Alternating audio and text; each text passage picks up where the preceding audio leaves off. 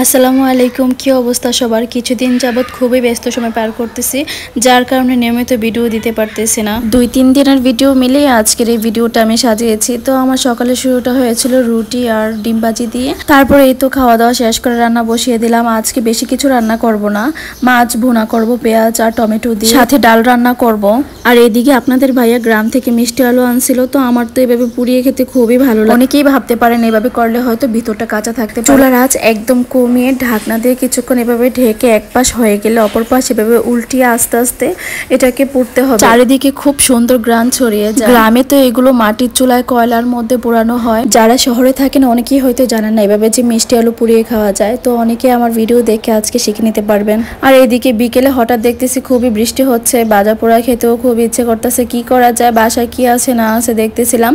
তো হঠাৎ দেখলাম যে বাসায় ডালের গুঁড়া ছিল, রোজার জন্য আমি করেছিলাম যে এগুলা কিছু ছিল, তো এগুলোকে কিছুক্ষণ ভিজিয়ে রাখলাম।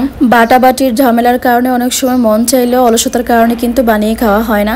আমার কাছে এই পদ্ধতিটি সবচেয়ে বেশি ভালো মনে হয়েছে। অনেকেই জানতে চাইতে পারেন যে আপু এটা কিভাবে করেছেন। তো এখানে আমি মসুর ডাল আর বুটের ডাল একসাথে মিক্স করে এগুলোকে ভালোভাবে ধুয়ে নিয়েছি। তারপর কিছুক্ষণ রোদে শুকানোর পর রোদে শুকাতে দিয়েছি যাতে একটু পানিটা টেনে যায়। তারপরে এগুলোকে আমি একটু খোলাতে টেলে নিয়েছি একটু ভাজা গ্রানটা চলে আসার জন্য। তারপর ব্লেন্ডারে দিয়ে ব্লেন্ড করে নিয়েছি খুব সুন্দরভাবে। আর এই তো এখানে পেঁয়াজ, কাঁচামরিচ, ধনেপাতা, লবণ, হলুদের গুঁড়া, জিরার গুঁড়া, ধনিয়ার গুঁড়া দিয়ে ভালোভাবে মিক্স করে নিয়েছি।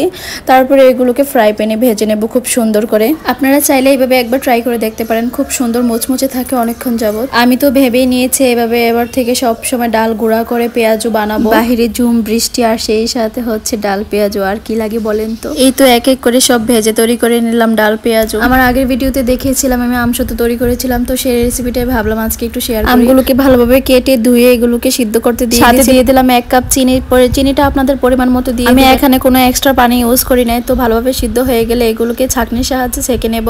তো আমি প্রথমে চামচ দিয়ে করতে গিয়েছিলাম, দেখে হচ্ছে না, তারপর একটু ঠান্ডা হওয়ার পর হাত দিয়ে করে নিয়েছি সুন্দরভাবে। অফ ক্যামেরায় আমি একটু ফুড কালার দিয়ে নিয়েছি সুন্দর একটা কালার চলে আসার জন্য। এই তো এখানে দিয়ে দিলাম সামান্য পরিমাণ লবণ, পরিমাণ মতো ভাজা জিরার গুঁড়া, তারপর দিয়ে দিলাম একটু বিট লবণ, তারপর যে যেরকম ঝাল পছন্দ করেন সেই অনুযায়ী একটু চিলি ফ্লেক্স দিয়ে দিব। আমি কিন্তু এটা দিয়ে 2 রকম আমসত্ব বানিয়েছি। সব মশলা দেওয়ার আগে আমি একটু তুলে নিয়েছি, চিনিটা মিক্স করে কিছুক্ষণ নাড়াচাড়া করে তারপর আলাদা করে নিয়েছি একটু ঝাল ছাড়া, মানে সব মশলা ছাড়া, বাচ্চারা যাতে খেতে পারে সেজন্য। এই তো এটা তৈরি হয়ে গেলে তারপরে একটা পলিথিনের মধ্যে আমি সরিষার তেল ব্রাশ করে নিয়েছি যাতে এটা পলিথিনের সাথে লেগে না যায়।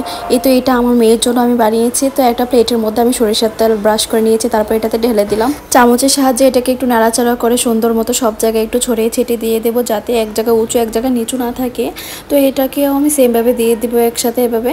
তারপর দুটোকে আমি সুন্দরভাবে রোদে দিয়ে দেব। বৃষ্টির কারণে, আবহাওয়া খারাপের কারণে আমার এটা শুকাতে 2 থেকে 3 দিন লেগেছে। তো আমার এটা শুকিয়ে গেছে। তারপর এটাকে আমি সুন্দর করে কেটে নেব। আমার মেয়েরটা খুব সুন্দর হয়েছে।